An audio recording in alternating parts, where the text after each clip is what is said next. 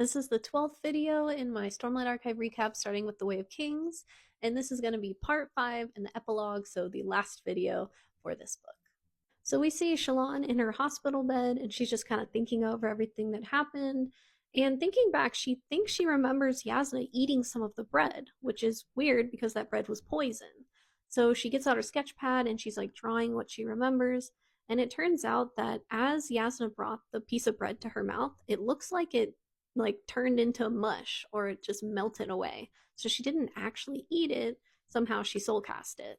And Shallan goes to her and confronts her and pretty much says, like, I know that the soul caster that I stole was fake.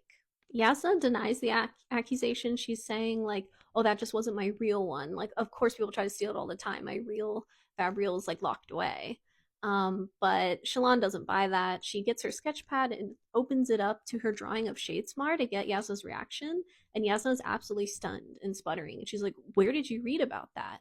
And then Shallan just keeps confronting her, saying, like, you never use a soulcaster. You are able to just do it on your own.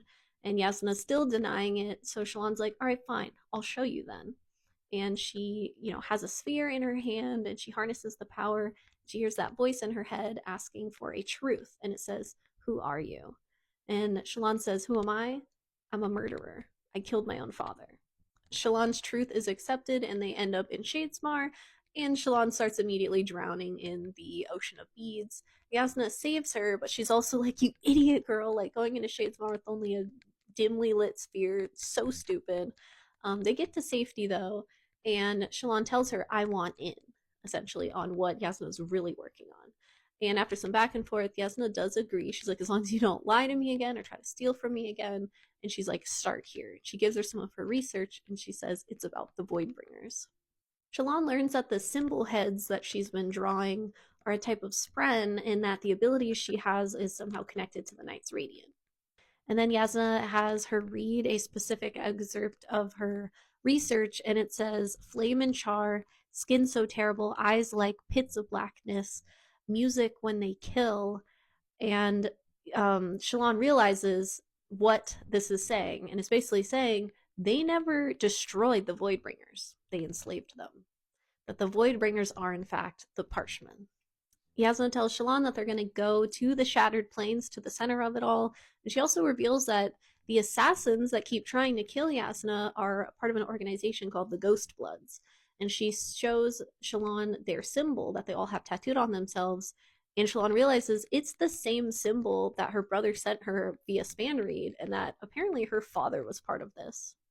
Next, we see Dalinar, and he's like cuddling up to Navani, and then a high storm hits, and we get another vision. This one feels a little different, but also oddly familiar to Dalinar, and he's looking at Kholinar, and it's just absolutely destroyed, and he gets the feeling like this isn't something that happened in the past, this is something that could happen in the future. And that voice he always hears is talking, and he's trying to get them to respond to him, and they're not. And he realizes that they have never been able to hear Dalinar. He has never been having conversations with him. Like when he thought they said to trust Sadeas, he just inferred that. That was not a real conversation. And so the voice is telling him, this is what could happen. This is what he wants, the true desolation. And they say, most of what you have been seeing are things that I've seen, but this is one of my fears.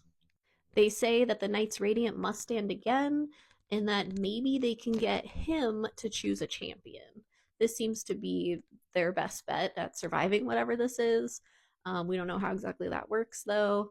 And then Dalinar's asking, like, who are you? Who are you? Even though they can't hear him. But still they say, I was God, the one you call the Almighty. And now I am dead. Odium has killed me. I am sorry. Next we see Szeth is on the docks of Kharbranth, and he's there to strike off the final name of his list, King Taravangian. Now when he gets there, he realizes that King Taravangian has been his master all along. And it's revealed to him this really creepy room where Taravangian is bloodletting hundreds of people to slowly kill them. And they're recording these people's final words before they die. Now, if you've read this book or listened to it, I assume you have because that's why you're watching these recaps. But if you remember, at the start of a lot of the chapters are these random phrases people said before they died. So presumably we're reading what Taravangian has written down. He tells Zeth that this started up 7 years ago, and then he gives him his next target, Dalinar. And he says you have to kill him before he can unite the Alethi High Princes. We switch over to Kaladin, and he's talking to Syl, and he says, "Dare I trust him?" And Syl says he's a good man, despite that thing that he carries. And Syl can't explain why, but she does not like the shard blades. And then Kaladin's talking more, and he's really conflicted over killing so many Parshendi. Like, they did fight with a certain amount of honor when he was fighting them, and I think he's had similar moments to Dalinar, where he's just seeing, like, these are just people that I'm killing, and he's telling Syl, like, can you kill to protect? Like, why is it right for him to kill all these Parshendi? What can come of that? And Syl's basically saying, like, she doesn't really have the answers there. And then Dalinar shows up, and he has a meeting with him. And Dalinar is talking to Kaladin. I guess he has offered some bridgemen money if they want to take money and just go, have their freedom. But a lot of them appear to be staying. And Dalinar wants Kaladin's like elite forces to become Dalinar's new honor guard. Kaladin like conditionally agrees. He still has to talk to his men, but he also tells Dalinar, like, I can't be in charge of protecting you and then have any light eyes just order me to do whatever they want. So like he needs to be given a rank that's kind of outside of the typical hierarchy. And Dalinar agrees. He gives them the title of captain. And then Kaladin also says he wants the men he trains to primarily be for just protecting Dalinar and then maybe going on like patrolling. He doesn't want his forces mainly dedicated to killing Parshendi.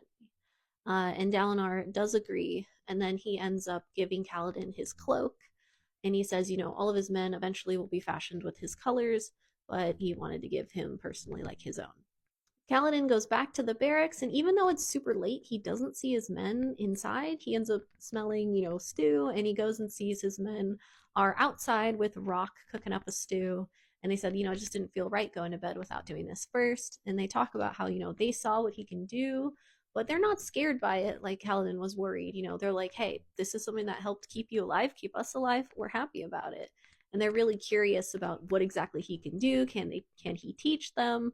There's a lot he doesn't know about it yet, so not really, but he does agree to, have them learn more of what he can do, but they need to keep it quiet. He does not want news of what he can do to be spread around just yet.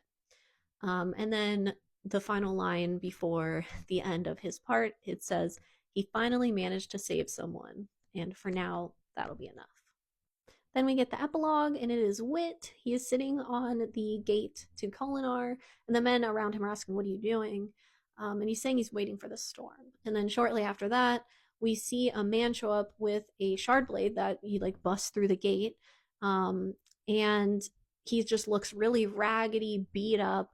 And they ask, and Wit says, welcome, lost one. And then they're asking, who are you? And he says he is Talinel, herald of the Almighty. The desolation has come. Oh God, it has come. I have failed. This man then slumps to the ground and his blade does not disappear. And then Wit says he fears he may be too late. And then that's the end of the first book in the Stormlight Archive.